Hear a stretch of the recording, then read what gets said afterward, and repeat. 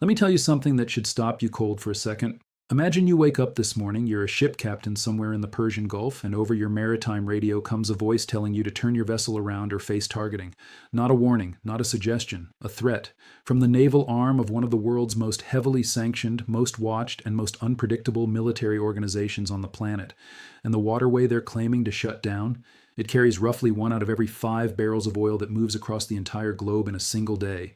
That's not a regional problem. That's a pressure point for the entire world economy, sitting inside a 21-mile wide channel of water. Welcome to the Strait of Hormuz again. Now here's where you need to pay close attention, because what happened on June 21st, 2026 is not simply a story about Iran closing a waterway. It's a story about a regime fracturing under its own contradictions in real time, about a nuclear agreement that's barely 4 days old already showing cracks, and about a US military posture that didn't ask for anyone's permission and didn't need to. Let's build this from the ground up because the details matter enormously here, and surface-level reading will completely miss what's actually going on. So the al-Anbiya Joint Military Command, which is essentially the strategic command structure for Iran's most powerful military and paramilitary forces, put out a formal written declaration. The Strait of Hormuz is closed. Any vessel that ignores that closure will be targeted. And then, almost as an afterthought, they added something revealing. This is only the first step. Think about that phrase for a moment. Only the first step. That's not the language of a military command that's improvising. That's the language of an organization that has a sequence planned, that has already thought through step 2, step 3, step 4, and is telling the world they're prepared to move through them. Whether or not they actually can execute those steps is a completely separate question, and we're going to get there. But the intent behind that phrasing matters. These are not people who felt they were in a position of strength this morning. These are people who felt cornered. And cornered actors who have a list of escalatory steps ready to go are genuinely dangerous, even when their actual operational capability is limited. Here's where it gets interesting.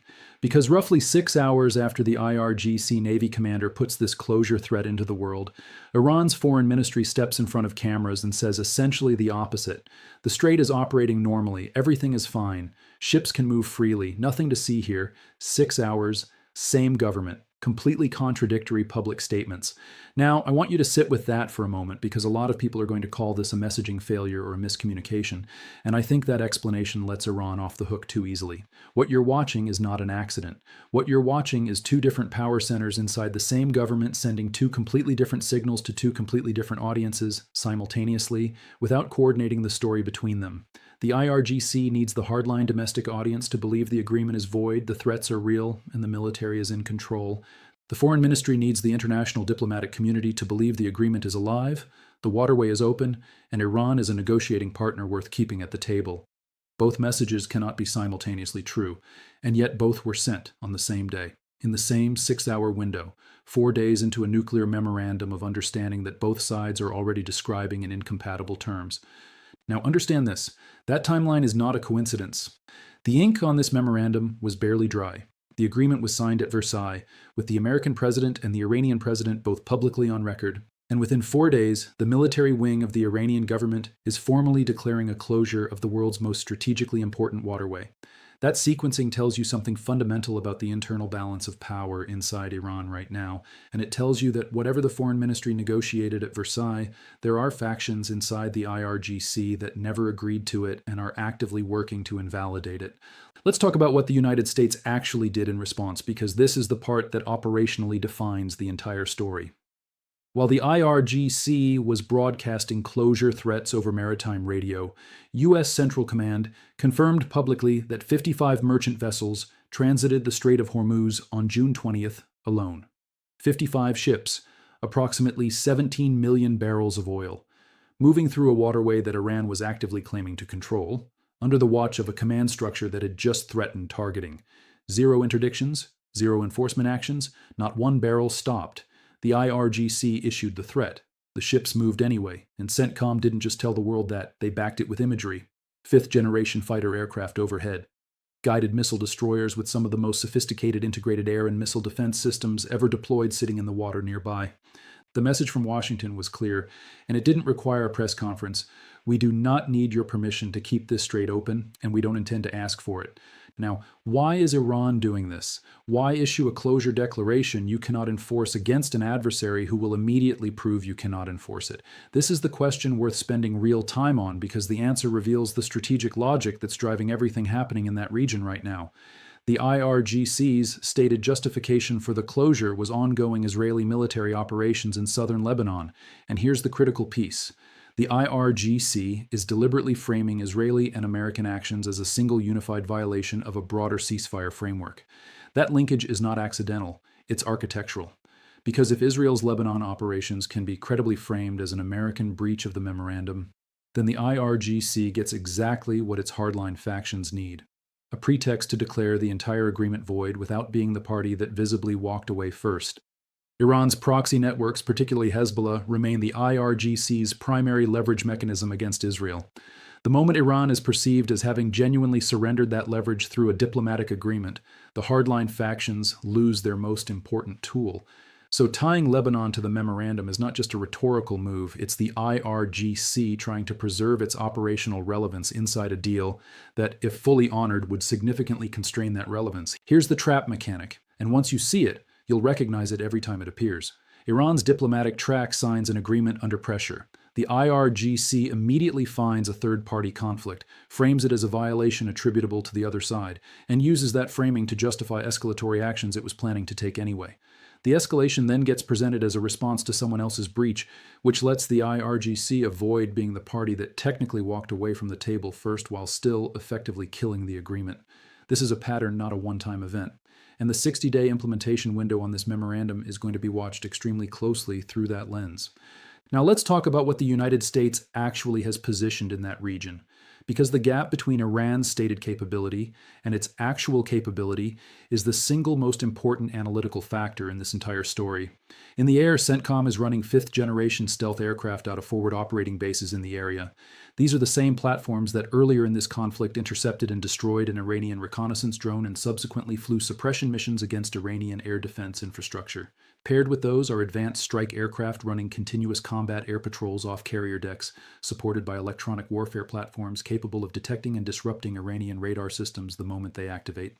Estimates put the number of land and sea-based aircraft currently in the region somewhere between 100 and potentially twice that. That is a force posture that Iran's remaining air defense network cannot accurately track, let alone effectively contest against stealth-capable platforms operating with significant electronic warfare support. On the surface, Aegis-equipped guided missile destroyers are running one of the most capable integrated air and missile defense architectures currently deployed anywhere on the planet. This is a system that doesn't track threats sequentially. It tracks and can engage multiple incoming contacts simultaneously across multiple domains. That capability is a significant part of why Iran's ballistic missile volleys from earlier in this conflict failed to reach their intended targets at scale. Below the surface and across the broader maritime domain, unmanned systems, subsurface, surface level, and aerial are feeding real-time targeting data back to commanders around the clock. And on the ground, more than 15,000 U.S. service members are positioned in the region, including airborne elements providing targeting coordination that links the various unmanned platforms into a unified operational picture. Now contrast that with what Iran is actually working with. Their conventional blue water naval capability has been significantly degraded over the course of this conflict. What remains is largely a network of small, fast attack vessels, what analysts sometimes call a mosquito fleet, armed with limited weapon systems and operated by crews who have already watched a significant number of similar vessels destroyed by precision munitions earlier in the fighting. The IRGC Navy's threat to commercial shipping is not purely empty. This is a command that has boarded vessels at gunpoint, has fired on commercial ships before, and struck a commercial vessel with a cruise missile earlier in this conflict. So CENTCOM is not dismissing the threat, but Iran does not have the sustained enforcement capability to actually close a 21-mile wide waterway against an actively contesting U.S. naval presence, and the 55 ships that moved through completely unimpeded proved that gap in real time. There's another detail buried inside the IRGC's own statements this morning that most of the coverage has glossed over, and once you see it, the entire closure threat reads differently.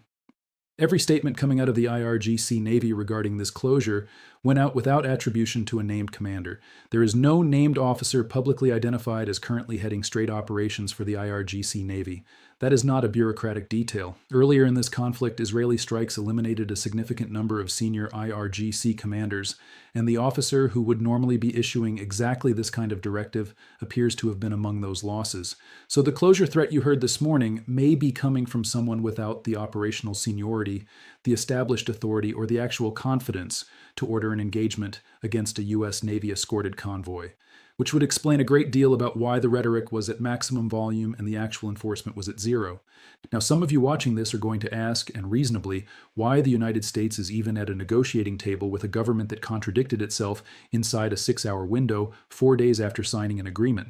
That skepticism is earned, and it deserves a straight answer rather than a deflection.